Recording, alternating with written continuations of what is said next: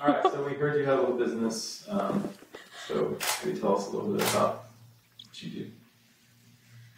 Well, I'm currently the president at In-N-Out Burger, which was a little mom and pop burger stand that started in 1948 and grew to be pretty big.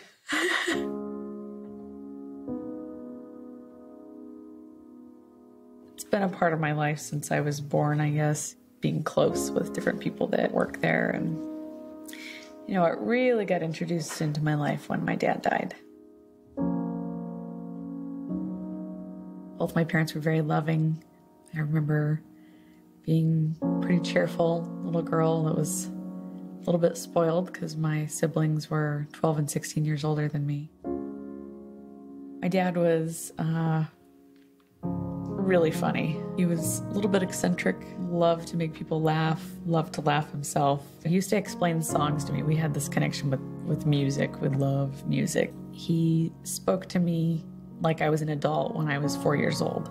Somehow he had wisdom and discernment that, you know, I was going to be exposed to so many different things in life, and I was going to need that straightforwardness and that honesty. Probably around age 5 or 6, I noticed we were going to visit my dad in the hospital, and I thought it was just the hospital he was staying at, but it turned out to be a rehab. My mom explained it just that he was sick. It wasn't until I was older that I realized he had a drug addiction from different surgeries he'd had and a lot of pain in his past. Pain that he didn't know what to do with. It was really hard for me to see him fail and to be weak because I knew how bad he wanted to be a good husband and a good father.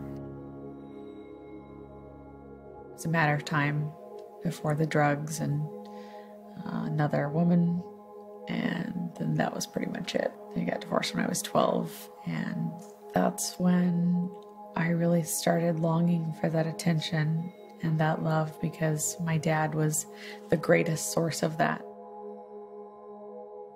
One day I was on my way to school, and he'd called in the morning, and I talked to him, and I was rushing him off the phone because I had to go to school.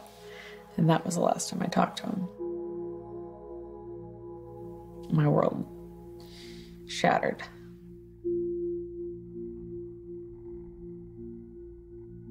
After my dad died, there was no way I was gonna be alone. He's gone, so I had even greater reason to fill the void. I got married when I was 18.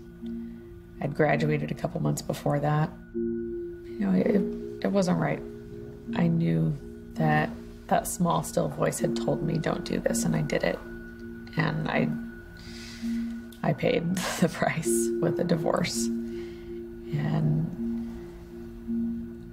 jumped right into the arms of someone else. At that point, I pretty much realized I'm the outcast in the family. Now I'm divorced, and I figured, you know, I might as well just embrace this. Started smoking pot, drinking, which were things that I really had wanted to stay away from after watching my dad. I realized that I'm gonna follow in the footsteps of my father, and that I'm gonna meet an early death if I do not get right with God and follow him, because the enemy just wanted to wipe me out. I could let go of the pot and the alcohol, but letting go of the guy was something different, because being alone, I didn't want to be alone. I just was praying and asking for God to give me the strength to do what was right. I knew that I couldn't go back home that night and sleep with my boyfriend. I had to tell him, hey, this isn't happening. You know, if you're going to be doing any of those things, don't do them around me. He ended up getting saved. So then I'm like, okay, now I can get married. It was the fast track. We got married in November. Was it really the right thing? I can't say no, because I have 2 precious children from that marriage, but 6 years later, another divorce. another affair. I couldn't feel like a bigger failure at that point. I just couldn't recover who I was.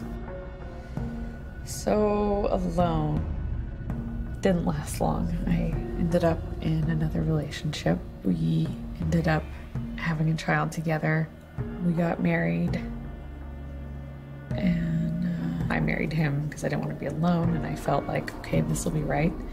He married me because of money. I was cheated on off and on for 3.5 years. First time I found out he cheated on me, I'm like, well, I deserve it. I'm paying for it. He cheated on me while I was pregnant, disrespected. Never had I been talked to the way he talked to me. Treated like trash. It was the worst time of my life. You can see where someone that just wants that love and appreciation was getting further and further away from what she wanted.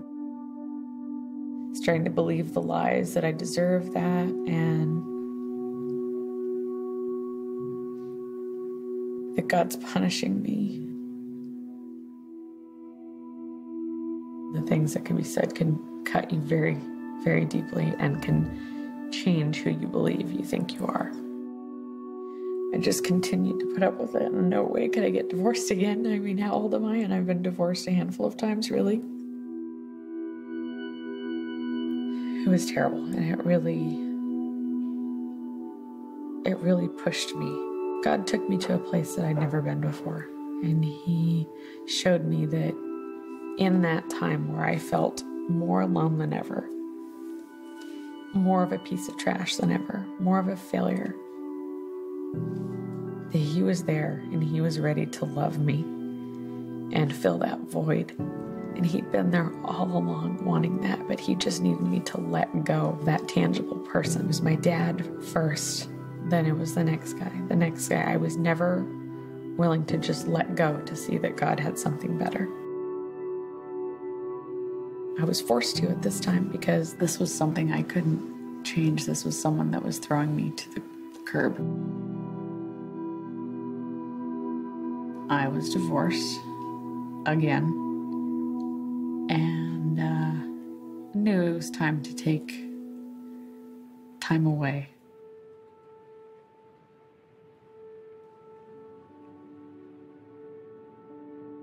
That time alone was some of my greatest memories with God. It was an alone that was okay because I wasn't completely alone. I had the Jesus that walked on water, healed the sick. I had that Jesus filling that void, touching my heart, pouring into who I'm called to be and who He sees me as rather than who I'd believed I was because of the things I'd done.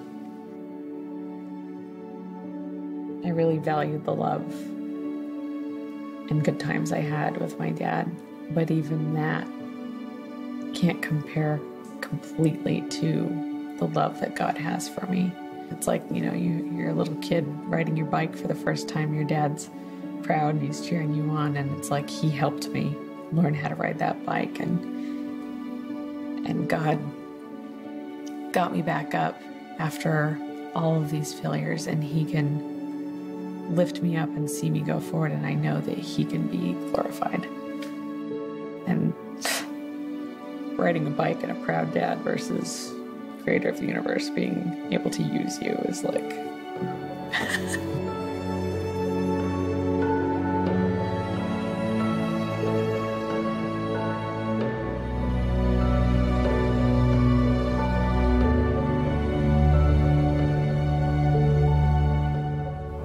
My name is Lynsi Snyder, and I am second.